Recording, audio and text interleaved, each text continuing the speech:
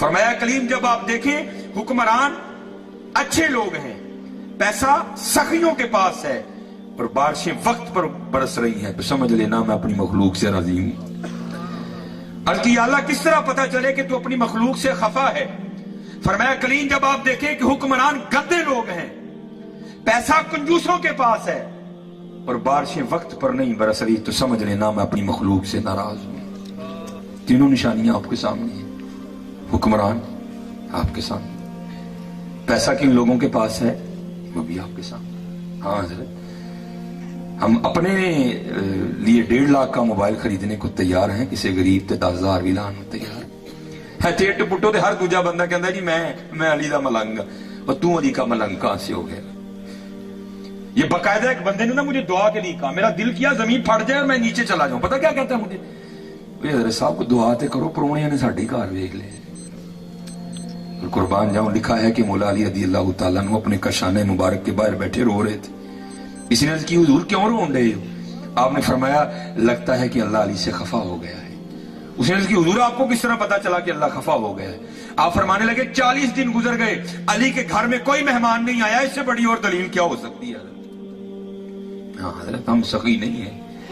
हाँ सखी तो वो लोग थे हज़रत। लिखा है कि जब मैदान करबला में उन खन्नासों ने इमाम हुसैन अली मुकाम रज़ी अल्लाह तआला अन्हु के जिस्म मुबारक से कुर्ता भी उतार लिया ना, तो लिखा है कि आपकी कमर मुबारक पर बाकायदा एक निशान था जिसे कहती है चंडी। तो उन्होंने आपस में गुफ्तगू शुरू कर दी है, तो शहजादे हैं, इनकी कमर पे काहे का निशान है? तो इमाम ज़ैनुल आबिदीन रज़ी अल्लाह तआला अन्हु बोले, आपने फरमाया अपनी जुबानों को लगाम में रखो, इमाम के लिए कोई गलत बात दिल में ना आने देना। वो कहने लगे फिर आप बताएं निशान काहे का है? आपने फरमाया ये निशान उन बोरियों के हैं जो रात के अंधेरे में इमाम हुसैन अपने कंधे पर उठाकर यतीमों के घरों में छोड़ने जाया करते थे। है कोई अब? है कोई? हाँ हज़रत, ऐसी सखी नहीं कोई। सखी तो वो लोग थे हज़रत। ये अल्लाह आपको मदीना पाक ले जाए ना, हाँ, तो अगर वहां कोई तुम्हारा जानने वाला हुआ ना, तो उसको कहना यार वो जो मदीना पाक के बाहर इमाम ज़ैनुल आबिदीन रज़ी अल्लाह तआला अन्हु का घर है ना, मुझे वो दिखा। हाँ, जरूर कहना हज़रत, और जरूर उसकी ज़ियारत करना। और जो सऊदीया वालों की आदत है ना, अपनी आदत के मुताबिक उन्होंने इस मकान से अच्छा सलूक नहीं किया।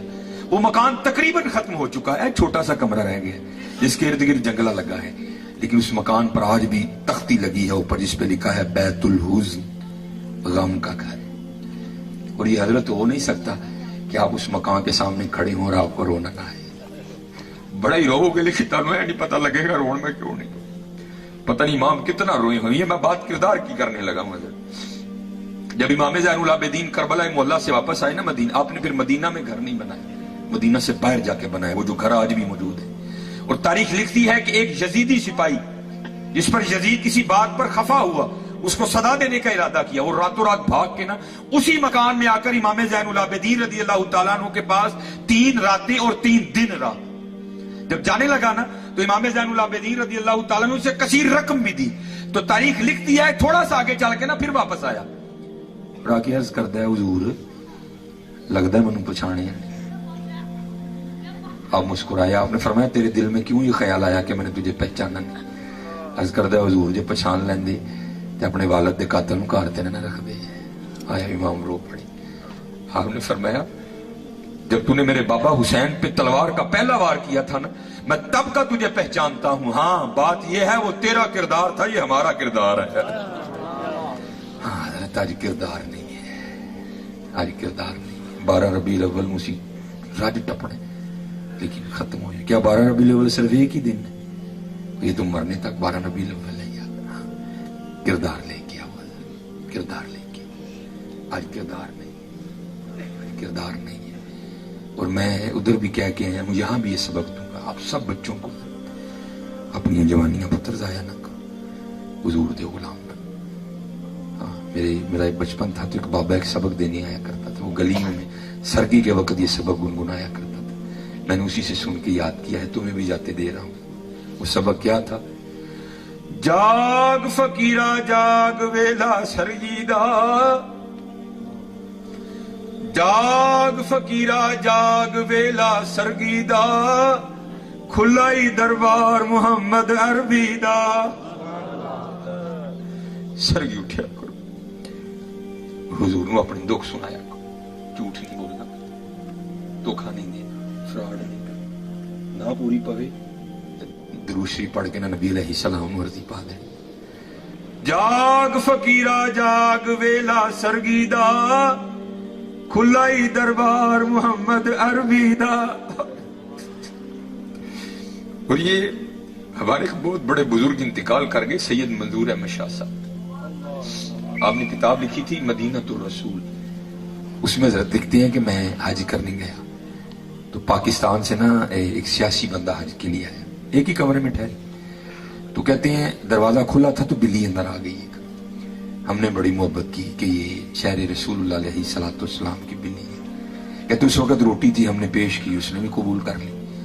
کہتے اگلے روز پھر آئی, تیسرے روز پھر آئی. کہتے ہم بھی ایک قدم آگے بڑھے اور ہم نے کیا کیا, جو بازار میں اسپیشل پروڈکٹ بنی ہے نا بلیوں کے لیے, کہتے ہم وہ خرید لائے. جب بھی اس نے آنا ہم نے پیش کرنی. کہتے وہ جو پاکستان سے سیاسی شخصیت حج کرنے آئی تھی نا, وہ بلی سے جی لگا بیٹھی اور جاتے ہی اس نے فیصلہ کیا کہ اس بلی کو پاکستان لے کے جانا ہے. پرویز مشرف کا دور حکومت تھا, اجازت لی, سعودی حکومت سے اجازت لی, پی آئی اے سے کاغذی کاروائی مکمل کروائی, بڑا خوبصورت پنجرہ تیار کروایا کہ حضور کے شہر کی بلی لے کے جانی ہے. وہ منظور احمد شاہ صاحب مدینہ الرسول میں لکھتے ہیں کہ آنے سے پہلے آپ کو پتہ ہے نا جا کے الوداعی سلام پیش کرتے ہیں. کہتے سلام پیش کر کے جب باب البقی شریف سے باہر نکلے اتنی نیند آئی کہ ایک قدم بھی اٹھانا مشکل ہو گیا. وہاں بیٹھے بیٹھے نا سو گئی. جب یہ آنکھیں بند ہوئی تو اندر کی کھل گئی. کیا دیکھتے ہیں کہ ہاتھ باندھے حضور نبی علیہ الصلوۃ والسلام کی بارگاہ میں کھڑے ہیں. اور حضور نبی علیہ السلام کیا فرما رہے ہیں, اس کا مفہوم آپ فرما رہے ہیں, اوے حاجی جس طرح تو خیر سے آیا تھا نا اللہ تجھے لے بھی جائے. ہاں ایک کام کرنا, میری بلی نہ لے کے جانا. کیا کرنا, میری بلی نہ لے کے. اب کہتے ہیں وہ خواب ہی میں عرض کرتے ہیں یا رسول اللہ علیہ الصلوۃ والسلام مجھے اجازت مرحمت فرمائے کہ میں بلی لے جاؤں.